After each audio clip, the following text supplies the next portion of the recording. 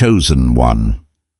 There is a name that keeps returning to you, not loudly, not with fanfare, but with a kind of quiet insistence that refuses to be argued away. A face you return to even when you tell yourself to be sensible about it. A presence that has settled somewhere in your spirit, and no matter how many times you reason yourself out of it, it finds its way back in. And underneath all of that, quieter than the hope, deeper than the feeling, there is a question you have not quite let yourself ask directly. Is this real? Not just real, as in present, but real as in meant, real as in chosen, real as in something you can trust without losing yourself to it. That question is exactly why this message exists. Not to flatter you, not to simply confirm what you already feel, but to give you something that goes deeper than emotion, an honest look at what is truly being formed, what it requires, and why two people who have both carried their pain with integrity are being drawn toward a kind of partnership that does not come by accident. What you have been sensing is not wishful thinking, but understanding it rightly is the difference between building something lasting and misreading something beautiful. Stay with this, because what is being revealed here is not just about what you feel, it is about who you have had to become to feel it this way. There is something different about the way this person occupies your thoughts, not the frantic, consuming way of infatuation, not the desperate searching of loneliness, looking for a landing place. This is quieter than that, more persistent.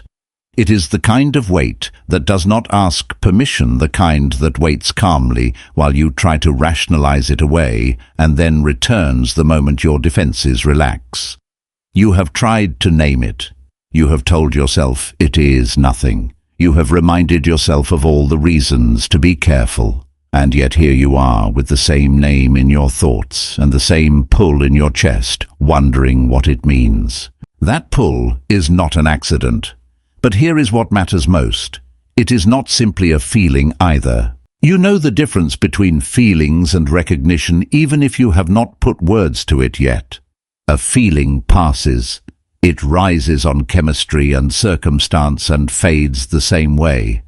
Recognition does something else. It settles. It waits. It does not demand immediate action, and it does not disappear when you think too hard about it. What you have been carrying about this person has that quality, the quality of something that belongs to your attention, rather than simply capturing it. And that difference is worth sitting with because it is the first question you need to answer honestly. Think about the last time you genuinely tried to stop thinking about this person, not the half-hearted attempt in the middle of the day, but the real one when you set the intention, had a good reason and meant it. How long did it last before the thought returned not as an intrusion, but as something patient, something almost protective of its own presence in you? That patience is telling you something.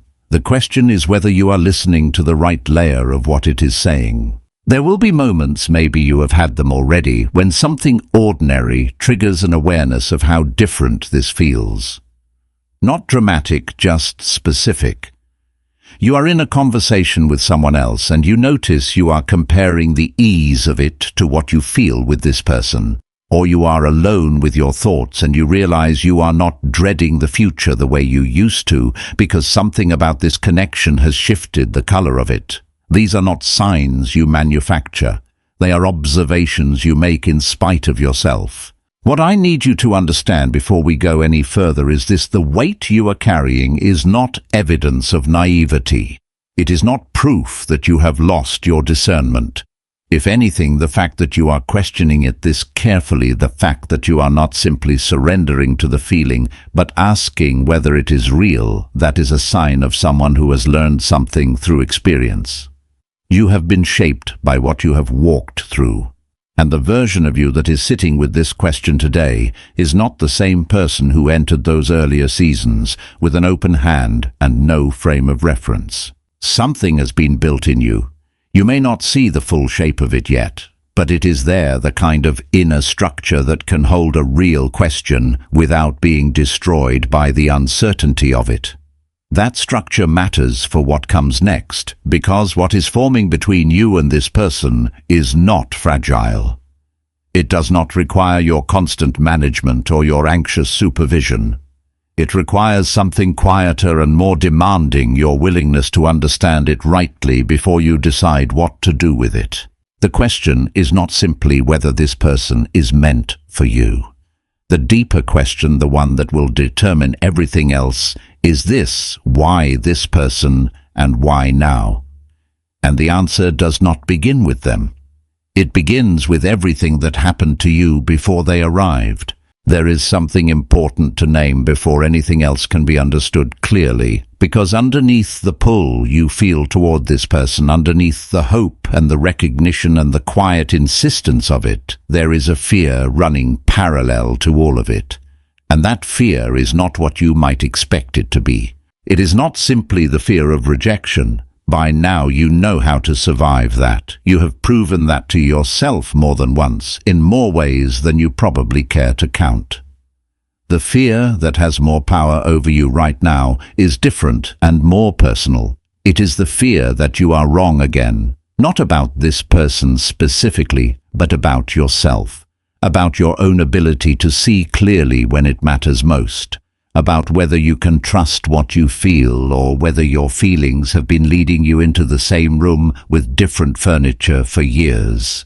You have been here before, not necessarily with this exact person, but with this exact feeling, the sense of something significant, something worth believing in, and you built something around it. You let yourself imagine. You allowed the idea of it to take up real space in your life. And then something shifted, or something was revealed, or simply nothing happened at all, and you were left holding what remained of a hope you had not fully guarded.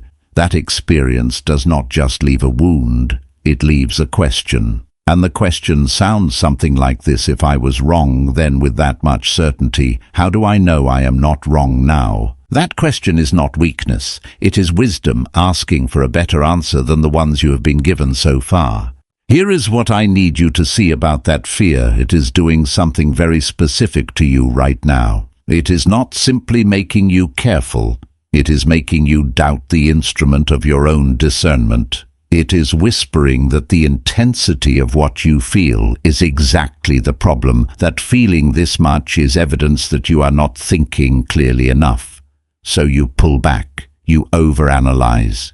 You look for reasons it will not work before you have even let yourself fully acknowledge what is already there. And that pulling back feels like wisdom, but it is not always. Sometimes it is just pain protecting itself. The difference between the fear that protects you and the fear that diminishes you is this: the protective kind asks good questions about the other person. It watches their behavior over time. It pays attention to consistency, to how they treat people when there is nothing to gain. It moves slowly without disconnecting. The other kind, the diminishing kind, turns all its questions inward. It asks whether you are enough, whether you have ever been right, whether you are capable of being trusted with something good without finding a way to sabotage it. One of these fears is discernment. The other is a wound wearing the costume of wisdom. You have been living close to both of them, and until now you may not have been given the tools to tell them apart. There is also a layer to the hurt you have carried that rarely gets named. It is not just that you were left or disappointed. It is that you gave something real time, attention, care, hope, into something that turned out not to be worthy of it. And there is a specific kind of grief in that one that is less about the loss of a person and more about the cost of having believed. You told yourself you would not do that again, not carelessly. And now here you are feeling something that costs you something just by existing, and you are not sure whether that cost is a sign of life or a sign of old patterns reasserting themselves. I am not going to tell you which one it is with absolute certainty, because that would be dishonest and it would not serve you. What I can tell you is this: the fact that you are asking the question carefully, the fact that you are not simply flooding toward this person or fleeing from the feeling entirely means that something in you has changed. You are not operating from the same foundation you were standing on when things went wrong before. You may not feel the difference yet, but it is there. The real question this message is going to answer is not whether you should trust this person. It is whether the person you have become through everything you have walked through is someone who can be trusted with what they are sensing. And the answer to that question starts long before this moment. It starts with understanding what the endings were actually saying. The way most people process the endings in their relational history is to look for fault. Either they conclude that something was wrong with the other person, which sometimes is true, or they conclude that something is wrong with them. That second conclusion is the one that does the most lasting damage, because it is not just a thought. Over time it becomes a posture, a way of bracing, a preemptive apology you carry into every new beginning before anything has even gone wrong. But here is what very few people consider. What if the endings were not primarily about fault at all? What if they were about fit, not in the casual dismissive sense that people use to make themselves feel better, but in a deeper and more precise sense? What if the question those endings were actually asking was not what is wrong with you, but rather, what is this person still learning to recognize in themselves? Every connection you have been in that did not continue left something behind, not just grief or disappointment or the particular ache of a door closing, but information. Information about what you were drawn to and why, about what felt like love and what was actually familiarity, about the difference between a person who made you feel safe and a person who made you feel known. These are not the same thing. Safe and known are different experiences, and most people spend years confusing them. There is a pattern that shows up in the histories of people who feel deeply. They tend to be drawn to what feels recognizable, not recognized in the sense of being seen, but recognizable in the emotional sense. A way of relating that matches something they already know, even if what they already know is complicated or incomplete. The draw is not always conscious, but when you sit with the history of who you have chosen and why the pattern usually emerges, you were not choosing randomly. You were choosing by compass. The compass just needed recalibration. And here is the thing about recalibrating a compass. It does not happen by information alone. It happens through experience, which means the endings that felt like failures were actually part of the process of adjustment, helping you feel the difference between the direction that is familiar and the direction that is actually aligned. That is not a comfortable thing to realize because it means the pain had a purpose. Not in a way that minimizes how real it was, but in a way that gives it meaning beyond just loss. There were probably moments in those earlier connections when you knew on some level that something was not right. A small hesitation you explained away, a pattern you noticed and then filed under no one is perfect.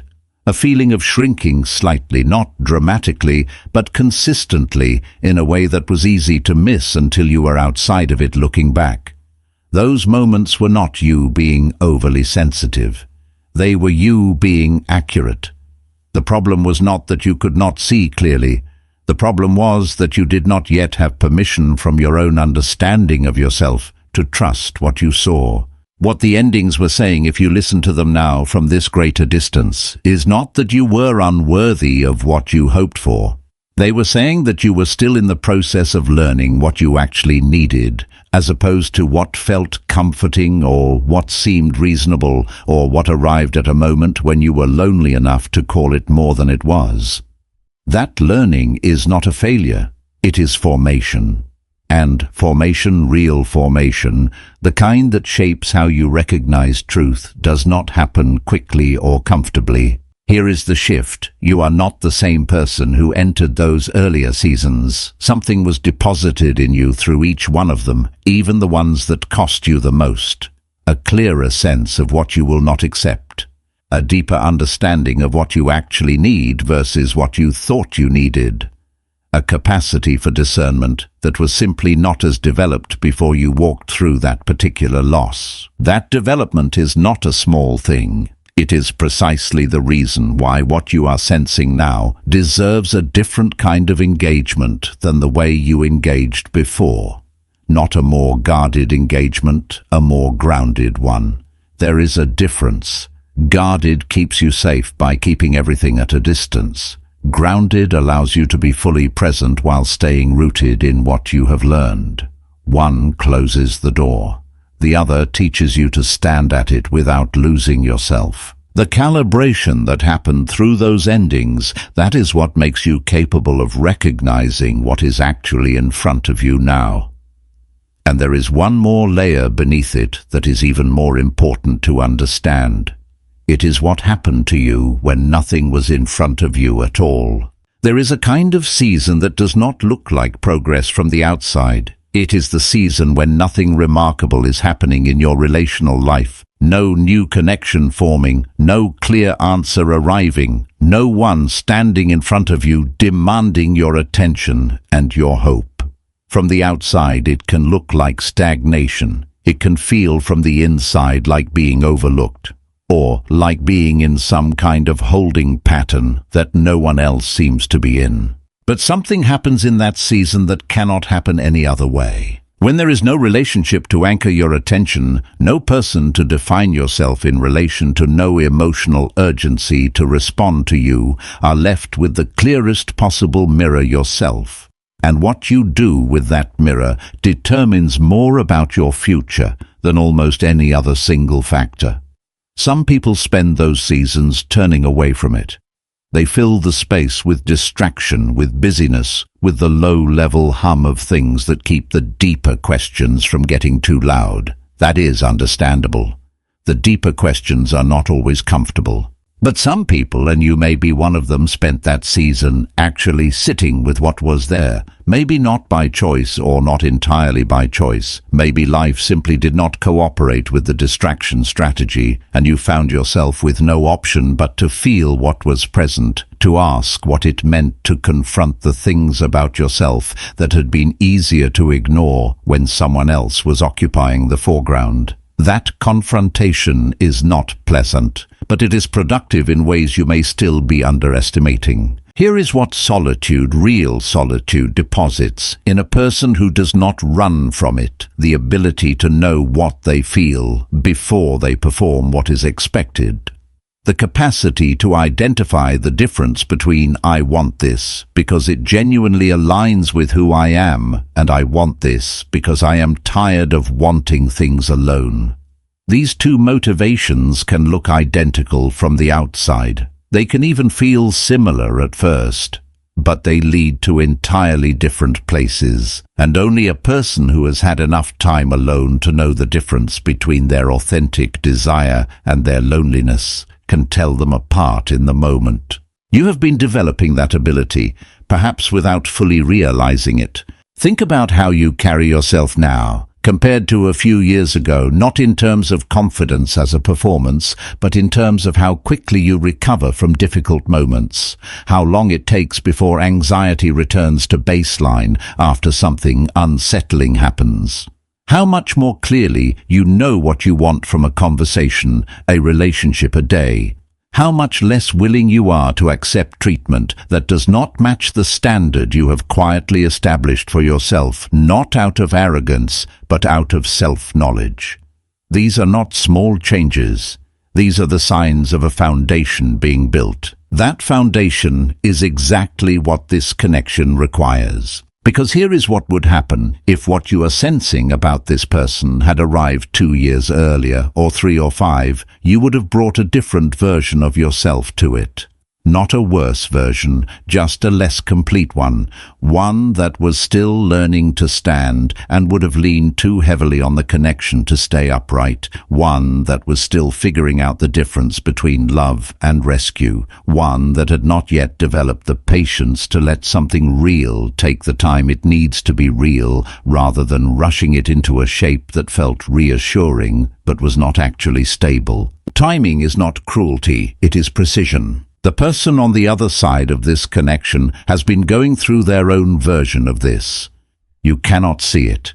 You may not even know the details of it.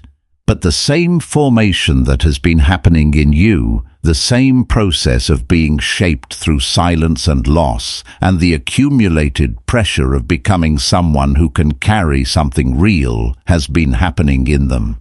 That is not a coincidence. That is the preparation of two foundations being laid in the same season for a structure that requires both of them to be solid before it begins to rise. What the waiting season built in you is not something you need to prove. It is not a qualification you have to present. It is simply there in how you think now, in what you notice, in the depth of the question you are carrying today, instead of simply chasing a feeling. That depth is the evidence of what has been deposited, and what it has equipped you to do is something specific and important: to know the difference between a connection that asks you to be less and a connection that calls you to be more. That difference is exactly what you are about to learn to read. Most people approach discernment in relationships the wrong way. They are looking for signs, external signals, meaningful coincidences, moments of resonance that feel like confirmation from the universe. And while some of those things can carry genuine meaning, they are also the easiest things to manufacture. When you want something badly enough, the ordinary becomes evidence. Patterns emerge in randomness. Moments that would otherwise pass without notice suddenly feel loaded with significance. The emotional hunger does not lie, but it does interpret, and it interprets in the direction of what it most wants to be true. This is not a flaw in you. It is simply what longing does when it is in the driver's seat, and that is precisely why what you need is not more signs from the outside. What you need is a different way of reading what is already happening inside. Here is the distinction that changes everything. There is a difference between seeking confirmation and practicing discernment. Confirmation seeking means you have already arrived at a conclusion, consciously or not, and you are now assembling evidence for it. You are not actually asking whether this is real. You are asking things that sound like that question, but are really just looking for permission to believe what you have already decided. Discernment is different. It is willing to receive an answer it does not want. It is slow. It watches behavior over time, rather than harvesting moments for meaning. And crucially, it does not feel like urgency. It feels like clarity arriving gradually, the way your eyes adjust to a room, rather than a light switching on. When you are in discernment, real discernment, you notice things you would rather ignore if you were just seeking confirmation. You notice patterns, not just peak moments. You notice how a person behaves when nothing is at stake for them, when there is no impression to manage, no benefit to be gained from being kind. You notice how you feel, not just in the elevated moments, but in the ordinary ones. And in a connection that is genuinely aligned, the ordinary moments carry their own kind of quiet weight. There is something specific to pay attention to in the connection you are carrying right now. It is not the intensity of what you feel when things are heightened. It is what happens to you in the in-between. When you are not talking, when there is distance, when the interaction has been unremarkable, do you find yourself more at peace or more anxious? Not peaceful in the sense of indifference, but peaceful in the sense of a baseline that does not require constant management. Because peace is not the absence of longing. It is longing that does not create panic, and that difference matters enormously. There is also a connection that is aligned with what you have become, does not ask you to be smaller to fit into it. It does not require that you perform a version of yourself that is easier to accept. It does not make you feel like your depth is an inconvenience or your standards are a problem. In fact, the opposite tends to be true. Something about being known in the areas where you have grown most deeply actually becomes part of the texture of the connection rather than something you need to manage or minimize. The original insight bears repeating here because it is one of the most practically important things to understand. Completion comes from within, not from another person, no matter how well suited they are. The need to feel complete, to finally feel enough, finally feel whole, finally feel like the missing piece has arrived, is not something that another person can sustainably satisfy. When you bring that need to a relationship, you are placing a weight on it that the relationship cannot bear for long without bending. What a genuine partnership does is something different. It multiplies what you already have. It does not fill an emptiness, it amplifies a fullness. And that is why the formation you have been through matters so much, because you need to have developed something worth multiplying before the multiplication can produce anything lasting. Ask yourself honestly, when you think about this person, does the feeling come primarily from a sense of lack, from wanting, from needing, from the relief of having something you did not have? Or does it come from a sense of recognition, from the feeling that something in you is being met by something in them in a way that is generative rather than compensatory? That distinction will not always be perfectly clear, but the direction you lean will tell you something true. You are not looking for certainty right now. You are looking for the right kind of signal, the kind that will still be there when the elevated moments pass. And there is one more dimension to this connection that you may not have fully considered yet. It is larger than the two of you, and that changes what you are actually being asked to build. There is a version of this message that would stay comfortable, that would simply affirm what you feel, confirm that you are on the right path, and send you into the next chapter of your story with a warm sense of validation. That version would be easier to receive, but it would not be what this moment actually calls for. Because what is forming between you and this person is not just a private story.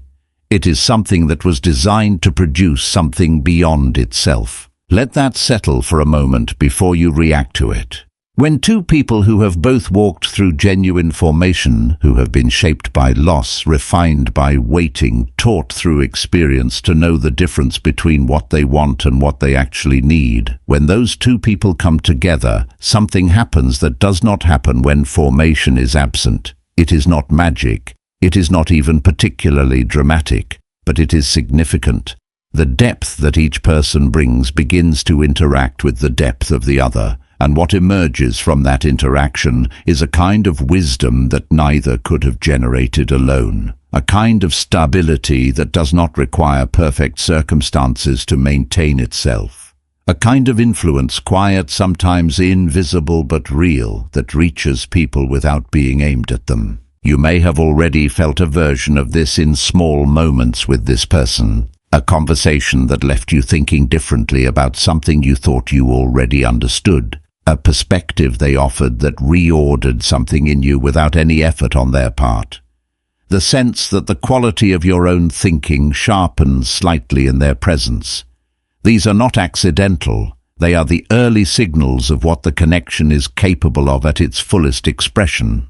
But here is why that matters in a way that changes the stakes of this conversation. What is being built here is not just for you. It is not just for the two of you. The strength, the depth, the grounded wisdom that this partnership can carry, these things naturally flow outward. Not because you planned them to. Not because you will necessarily stand on a stage or speak to a crowd or be visible in any particular way, but because two people who have done the genuine work of becoming, who carry something real in how they move through the world and treat the people around them, become a kind of reference point for others. A quiet proof that something better is possible. That is not a burden, but it is a responsibility. And it is important to name it here because it helps explain why the formation you went through was not excessive, why the waiting felt longer than it seemed to need to be, why the ending of things that looked promising was allowed rather than corrected. If what you were stepping into carries this kind of purpose, then what was being prepared was not just two people who like each other. It was two people capable of stewardship. Stewardship of something with weight, something that does not simply sustain itself, but contributes to others, to what they are trying to build, to the long arc of what both of your lives are actually for. This also means something practical about the kind of foundation that is required, not just emotional compatibility, though that matters, not just shared values, though those are essential, but character.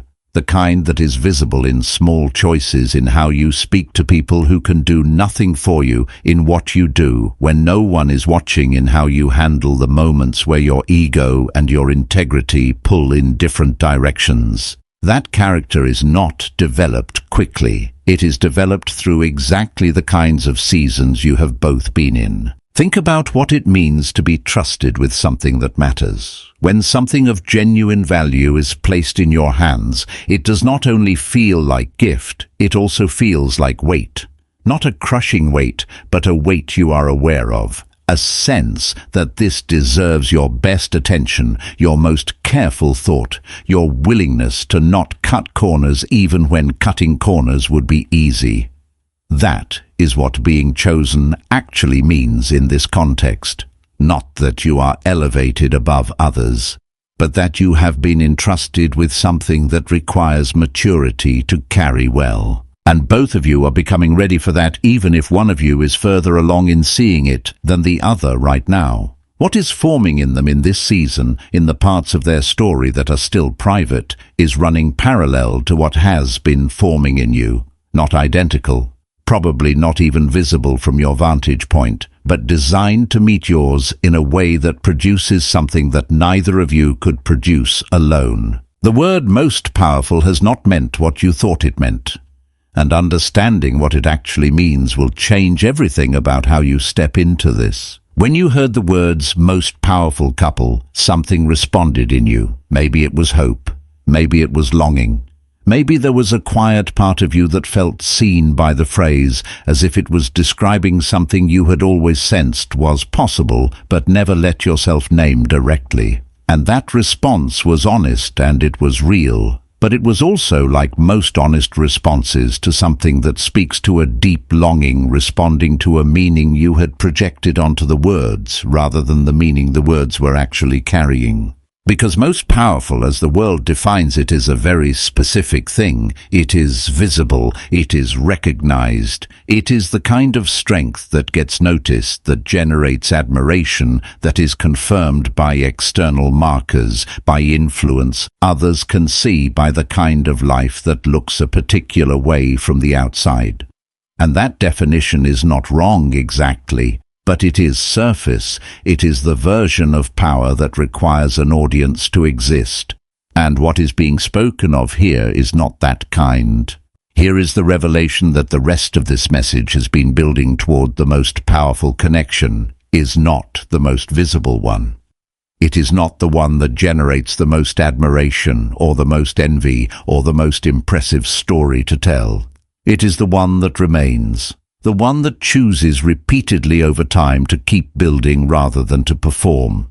The one that turns private commitment into lived depth, that does not need an audience to be real, that does not require constant external validation to maintain itself, that is not diminished when no one is watching, because it is not being sustained by anyone watching. This is what most powerful means in the context of what is forming between you and this person. Power is the capacity to remain united when circumstances want to divide you, not because circumstances have been kind, but because the foundation beneath you is strong enough that external pressure does not reach all the way to the root. Power is the ability to choose growth over comfort in the moments when they conflict. when being honest is harder than being agreeable, when naming something difficult would be easier to ignore when the ego wants to win, and wisdom is asking for something else. Power is what happens when two people who could each stand alone choose instead to stand together, not from need, but from purpose. That choice, made repeatedly quietly without applause, that is what builds something that deserves to be called powerful. And here is the part that changes how you see yourself. You have been thinking of this power as something that will arrive when the connection is fully formed. You have been waiting for the moment when everything is in place, when the union is complete, when the clarity has come, when the story has found its proper shape, and then the power will be present and the purpose will begin. That is not how this works. The power is already present in you. Not as potential, not as what you will eventually become, as what you already are.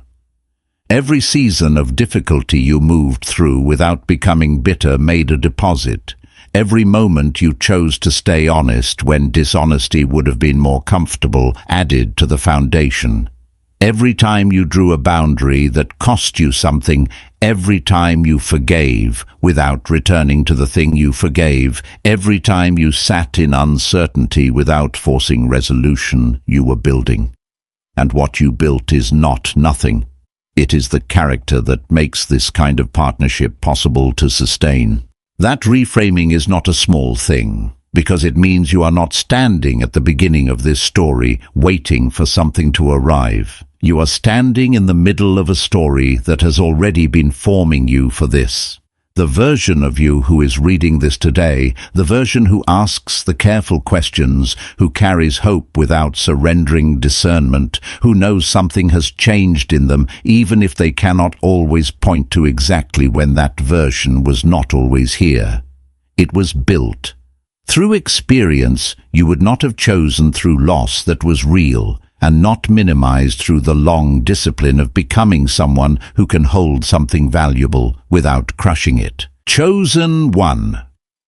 The power of what you are stepping into does not lie in what you will receive from each other.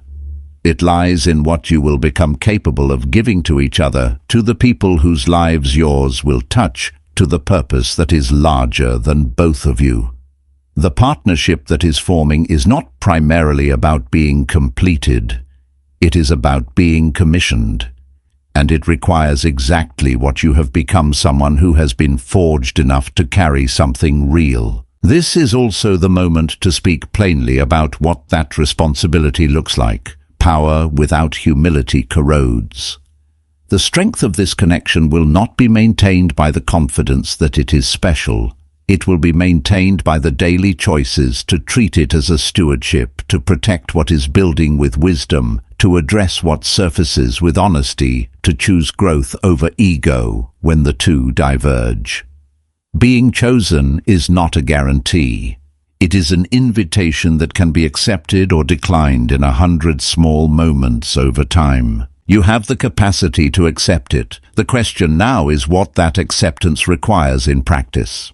Understanding something is not the same as living from it. You may have followed this message to this point and found yourself genuinely shifted, genuinely seeing this connection differently, genuinely seeing yourself differently. And that matters. But understanding tends to be fragile in the hours and days after a moment of clarity. Because life does not pause to let the clarity settle. Old patterns continue to operate. Old voices continue to comment. And the part of you that has been protecting itself for a long time does not simply stand down because you received a new insight. What happens next? What will determine whether this understanding becomes a foundation you actually stand on, or simply a memory of a good moment, depends on what you are willing to do differently, not dramatically, not all at once. In the specific, ordinary moments where the old response and the new one are both available and you have to choose. Let me be direct about what this connection will ask of you, because clarity about the requirements is kindness. The first thing it will ask is that you stop over-explaining it. There is a habit, particularly among people who feel deeply, of seeking external validation for their internal knowing. You sense something significant, and because you have been wrong before, and because the cost of being wrong again is real, you bring it to people around you, looking for their response to tell you whether what you feel is credible. The problem is not that you want input. The problem is that the people around you do not have the context to evaluate this. They know fragments of your story. They bring their own frameworks, their own limitations, their own fears about what is possible for you. And when their response does not confirm what you were carrying, it does not mean you were wrong. It means they were looking at something they could not fully see. Not everything that is real needs external witnesses to be real. There is a kind of wisdom in protecting what is still forming, in keeping certain things in the space between you and this person, where they can develop without the pressure of other people's interpretations or anxieties. What you are building is not a performance. It does not need to be observed. It needs to be tended. The second thing this connection will ask is that you stop seeking constant reassurance. Reassurance is different from discernment. Discernment asks honest questions and then waits for honest answers. Reassurance asks leading questions until it hears what it wants. When you are constantly revisiting whether this connection is real, not because something new has emerged, but because the doubt keeps returning, you are not practicing discernment. You are practicing anxiety. And anxiety left in the driver's seat will run this connection into the ground before it has had a chance to show you what it actually is. The antidote is not certainty. It is the decision to live from what you already know rather than what you have not yet proven. You know more than you think you do. You have been given more than you have been willing to claim. There will also be pressure from the outside, opinions, interpretations, questions from people who are genuinely well-meaning, but who do not fully understand what they are commenting on. This is the moment to develop what might be called a quiet boundary. Not a cold one, not a dismissive one, but a boundary that says, this is not something I am offering up for general evaluation right now. That boundary is not avoidance. It is protection of something in its early formation. And there is this, at some point, the old fear will return dressed in new clothing. It will not come as simple anxiety. It will come as a reasonable question, as a legitimate concern, as the voice that says, maybe you are misreading. Again, maybe the clarity was wishful thinking. Maybe you should wait for more evidence before allowing yourself to believe this fully. That voice is not wrong to be cautious, but it is not the authority on your life. What you do when that voice arrives, whether you let it override everything you have built, or whether you acknowledge it and choose not to let it make the decision, that is one of the most important tests of what the formation in you has actually produced. You do not have to be fearless to move forward. You only have to be willing to not let the fear do the steering. This is where everything you have walked through is asking you to be useful. Not eventually. Not once the connection is fully established. Now, in the choices you make this week, in how you respond to uncertainty, in whether you bring what you have built or whether you leave it at the door and operate from the old default. The question at the center of everything you have heard today is waiting for your answer, and answering it is not a single moment. It is a direction you choose to keep moving in. Here is what this message has been moving toward from the beginning, and here is the answer you came looking for. What you are sensing about this person is not a fabrication. It is not wishful thinking recycling itself as discernment. It is not you projecting an old longing onto a new face. You are not the same person who made those earlier mistakes, and the quality of the question you are carrying, its patience, its honesty, its refusal to simply flood toward comfort or flee from uncertainty, is itself the evidence. The person who cannot trust their own perception does not ask the questions you have been asking. They avoid them. They confirm them too quickly or deny them too completely. You have been doing neither. That is the sign of someone who has genuinely changed. But I want to be careful here. This is not a promise about the future. It is not a guarantee about outcomes. What I am saying is not that everything will be easy, or that this connection will unfold without difficulty, or that the path forward is clear in every direction. It is something different and something more useful. You have become someone who can navigate the uncertainty.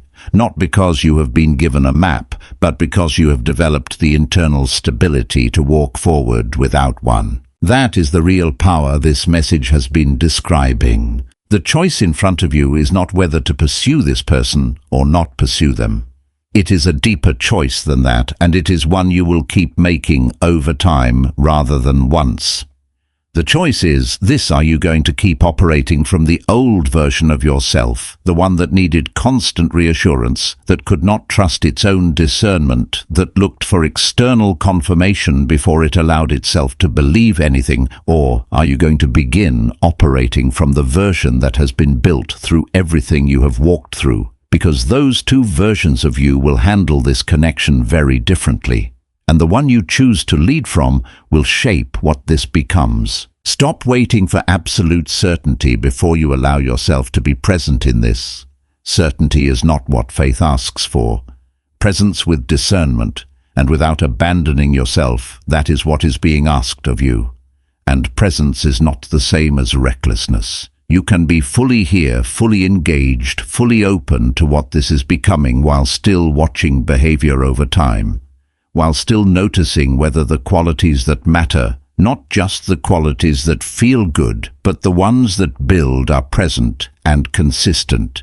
Being present does not mean suspending your judgment. It means bringing your whole self rather than a defended version of it. Here is what changing looks like practically. It looks like choosing one conversation this week where you speak from your actual perspective rather than from what seems safe to say. It looks like resisting the impulse to check how this connection is perceived by the people around you, and instead checking in with the quality of your own discernment. It looks like identifying one thing you have been tolerating in how you engage with this: an avoidance, an over-explanation, a habit of waiting for them to move first out of fear rather than wisdom, and choosing something different. The transformation is not a single dramatic moment. It is a direction you choose to keep moving in one ordinary decision at a time. There is something else that needs to be said before this message ends. The power that is available in this connection is not something you earn by figuring everything out correctly. It is not a reward for perfect discernment or ideal execution. It is available to the humble, to the honest, to the ones who are willing to keep choosing growth, even when it is uncomfortable, especially then. And humility, real humility, is not self-deprecation. It is the accurate understanding of who you are and what you have been given without inflating it or reducing it. You have been given something worth protecting. You are capable of protecting it.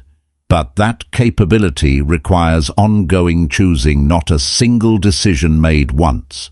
There will be moments ahead, probably sooner than you expect, where what you have heard today will be tested. Moments where the old fear will reassert itself, where the uncertainty will feel less manageable, where something will happen that tempts you back to the familiar patterns. When those moments come, do not treat them as signs that you were wrong to believe. Treat them as exactly what they are, moments where the foundation you have built is being given an opportunity to prove itself. And it will. Chosen one.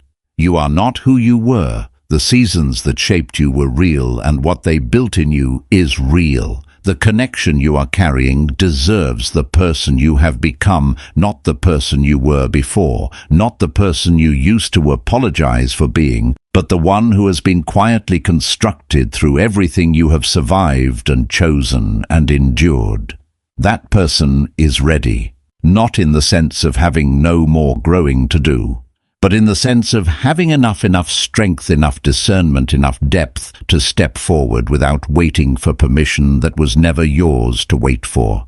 The two of you will not be the most powerful couple on earth because of what you receive from each other. You will be that because of what you choose to build together in private, in the ordinary moments, in the decisions no one else will see. That is where real power has always lived, and it is already beginning.